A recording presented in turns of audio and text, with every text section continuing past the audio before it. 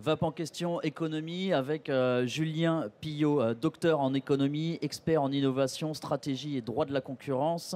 Julien Pillot, vous êtes directeur d'études au groupe Xerfi, qui est une société spécialisée dans les analyses et études économiques sectorielles sur les marchés français et internationaux. Alors Xerfi, ce groupe a récemment produit sous votre direction une étude très détaillée sur le marché de l'e-cigarette en France. Donc pour aborder le sujet de la VAP sous cet angle économique, j'aimerais bien que vous puissiez répondre à mes questions. Première question, quel est le poids aujourd'hui du marché de l'e-cigarette en France ? Alors le marché des cigarettes est un marché que nous avons évalué en France pour l'année 2013 à hauteur de 275 millions d'euros. Il faut savoir que c'est un marché émergent qui se base sur un produit qui est très innovant et qui est en voie de se structurer autour de syndicats et d'associations professionnelles telles que la FIVAP ou le SYNAPS.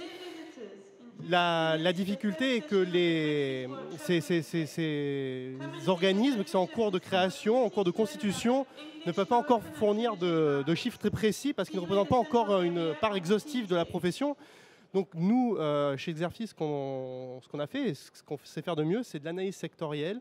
On a fait une analyse croisée de l'offre et de la demande pour pouvoir évaluer le marché français. Donc l'analyse de l'offre s'est basée sur un pool de primo-accédants au marché au niveau de la distribution spécialisée. On a pu accéder à leur compte et regarder un petit peu quel a été le compte de résultat type d'un distributeur spécialisé en cigarettes électroniques, dégager des marges commerciales moyennes, des résultats moyens, des taux de résultats moyens, ce qui nous a permis d'avoir une première évaluation vis-à-vis de l'offre.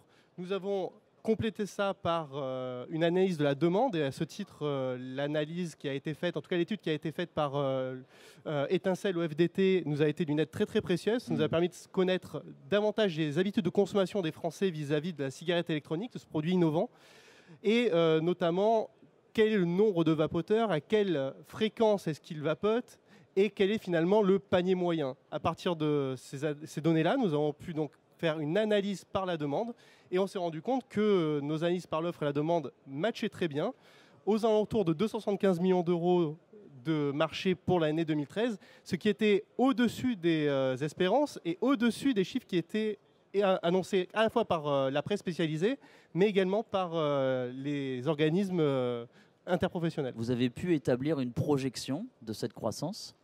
Alors la projection de la croissance, c'est un exercice qui est absolument délicat.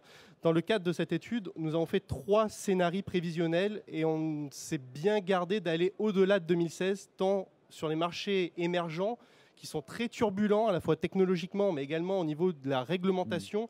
Il est très, très, très difficile de faire des projections qui soient absolument fiables sur du très long terme. La vérité, c'est que sur ce marché en voie de structuration, il va y avoir des impacts exogènes au niveau de la réglementation, sur l'usage, sur d'éventuels droits d'assises qui vont être adossés à la cigarette électronique, mais également à ses composants, notamment à l'e-liquide, qui font qu'il est très très difficile d'avoir une projection fiable, très très fiable.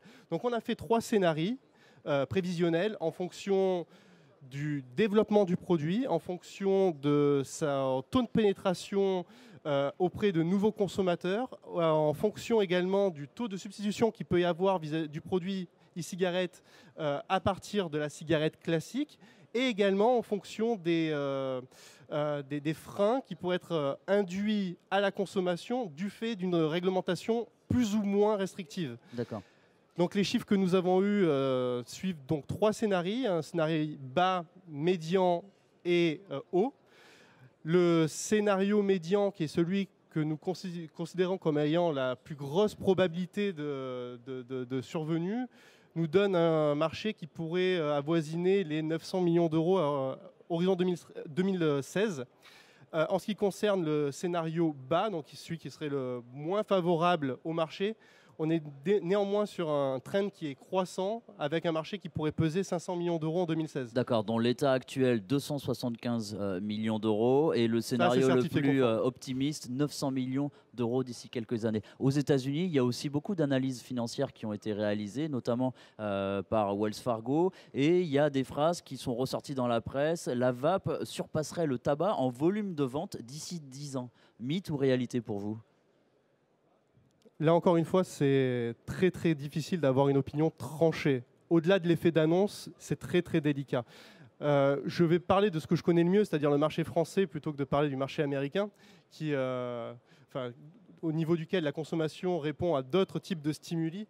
Au niveau français, il est très très clair que le fait que la vape dépasse le marché de la cigarette classique est une hypothèse qui est plausible, à défaut d'être probable.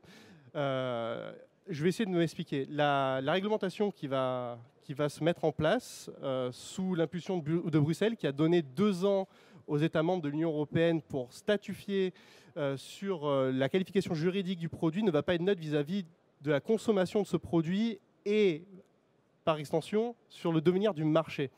La capacité de pouvoir fumer en toutes circonstances et en tout lieu, si l'État venait à revenir dessus, ce ne sera pas neutre vis-à-vis de la consommation. Si l'État venait à, et ce sera certainement le cas très rapidement, à adosser des droits d'assises à la consommation de cigarettes électroniques, comme c'est le cas au niveau de la cigarette classique, ce ne sera pas neutre vis-à-vis de la consommation, etc., etc. Donc ça, ce sont des facteurs qui sont totalement exogènes et qui ne permettent pas d'avoir une opinion très tranchée sur le sujet. En revanche, il y a des facteurs qui, eux, sont endogènes et qui ne seront pas neutres vis-à-vis du devenir du produit. Notamment la capacité qu'auront les fabricants des cigarettes à renouveler l'expérience client de manière satisfaisante, de manière régulière, de manière à innover également sur le produit et le rendre finalement accessible à tout un chacun. Et quand je dis tout un chacun, ce ne sont pas les primo-accédants qui ont été séduits par le côté anticonformiste du produit, qui sont quelque part des geeks, vous me passerez l'expression, mais également monsieur et madame tout le monde qui, au-delà de rechercher un substitut nicotinique, et on a eu une très très bonne conférence sur la santé juste avant mon intervention, au-delà de ça, pourraient être séduits, alors même que ce sont des fumeurs invétérés d'un produit qui est absolument classique et de la cigarette depuis des années, qui pourraient être séduits par l'expérience et qui pourraient être approchés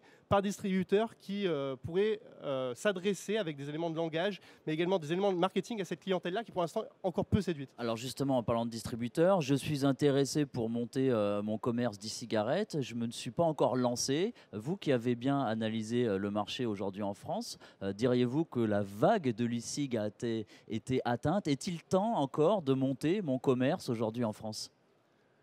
Alors la réponse est oui, mais modulo quelques ajustements. Le marché de la cigarette en France a généré un énorme appel d'air sur les enseignes de distribution.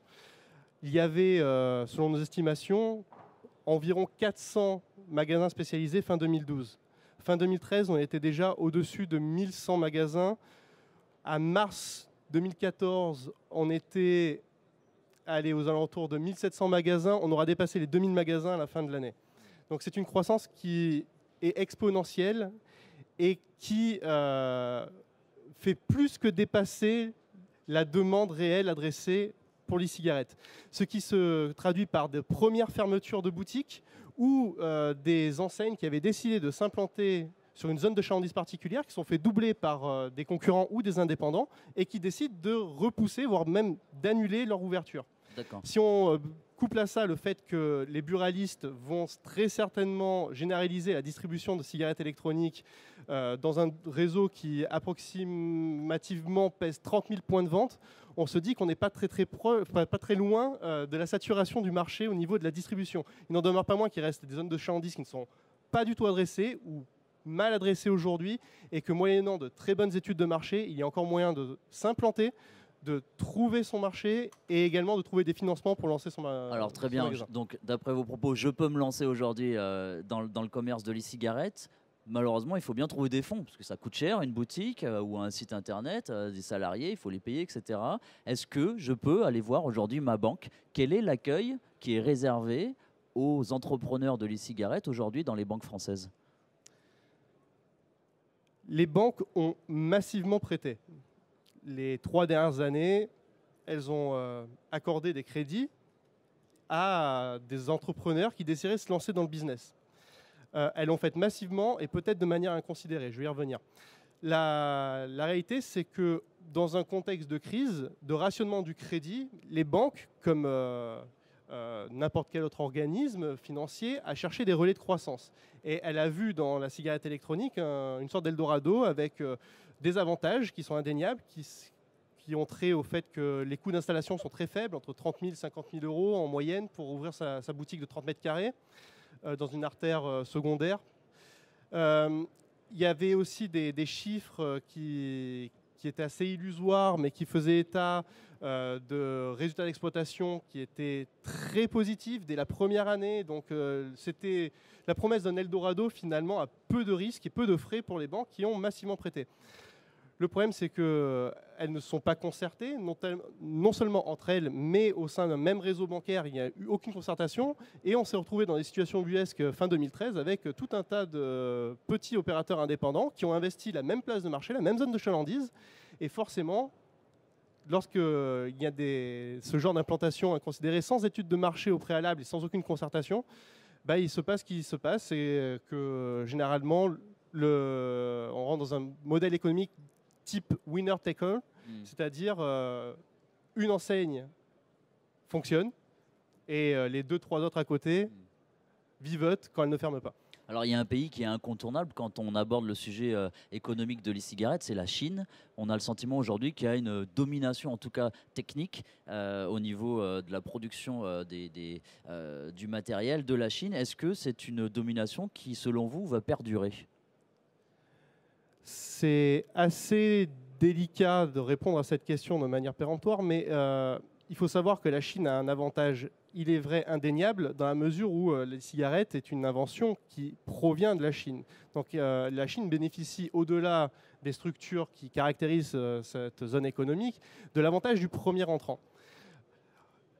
Ce qu'il y a d'intéressant et qui ressort de l'analyse que nous avons faite, nous, chez Xerfi, vis-à-vis du marché français, c'est que bien qu'il y ait évidemment un avantage indéniable vis-à-vis des produits asiatiques, ceux-ci n'ont pas percé aussi facilement et autant en profondeur que le marché laissait le suggérer au départ. Pourquoi ? Parce que d'entrée de jeu, il y a eu en France, alors c'est peut-être une exception culturelle, je n'en sais rien, mais toujours est-il qu'il y a eu une suspicion vis-à-vis de la qualité de ces produits et de leur nocivité. Et les consommateurs français se sont d'emblée tournés vers des productions... Le fameux Made in France. Qui affichait une cocarde tricolore et du 100% Made in France. Il n'en demeure pas moins qu'entre les distributeurs qui font l'étalage du 100% Made in France et d'autres distributeurs un peu plus finaux qui parlent seulement d'une élaboration 100% française, il sera important à mon sens qu'il y ait une clarification dans le sens de la bonne information du consommateur. Ça va être le travail de l'AFNOR notamment dont on va parler cet après-midi. Et ce sera effectivement le travail de l'AFNOR, vous me l'enlevez. Au niveau du matériel, il y a certains analystes, notamment américains, qui ont parlé de produits de première, seconde et troisième génération, faisant allusion pour la première génération à ces cigarettes électroniques qui ressemblent comme 2 gouttes d'eau à une cigarette de tabac. Le terme ciga-like a été évoqué. Est-ce que c'est un produit pour vous qui a déjà aujourd'hui une place importante et qui va continuer à avoir cette importance-là dans le marché, cette fameuse ciga-like? Alors en préambule, je tiens à préciser que dans l'étude que nous avons produite, nous n'avons pas parlé spécifiquement de la ciga-like. Nous avons fait une distinction entre les cigarettes rechargeables et les cigarettes jetables. Ceci étant dit, la ciga-like a un avantage énorme, il faut bien l'admettre, c'est qu'elle singe parfaitement un produit de consommation très courante qui est la cigarette classique. Et elle permet finalement de retrouver tout ce qui fait le rituel comportemental du fumeur classique qui va porter la cigarette à son bec et qui va avoir un objet qui est connu, reconnu, identifié, facile à transporter, etc. Il n'en demeure pas moins que le marché français s'est structuré d'emblée autour d'un produit qui ressemblerait plus à celui qui est en face de vous actuellement, qui est un produit qui a su séduire par son côté complètement évolutionnaire, complètement disruptif, voire même anticonformiste. Et c'est un produit qui a su trouver son public et qui a su s'imposer dans le paysage des Français. Je ne dirais pas qu'un format va l'emporter vis-à-vis de l'autre. Je pense qu'il y a de la place pour les deux formats. La variété fait l'attractivité du produit. Julien Pilot, et abondance de bien ne nuit pas. Merci beaucoup d'avoir répondu à nos questions. Donc, je rappelle que cette étude est disponible sur le site du XERFI. Et, voilà, pour qui est intéressé de connaître en détail l'état du marché français sur les cigarettes. Merci beaucoup. Je vous remercie.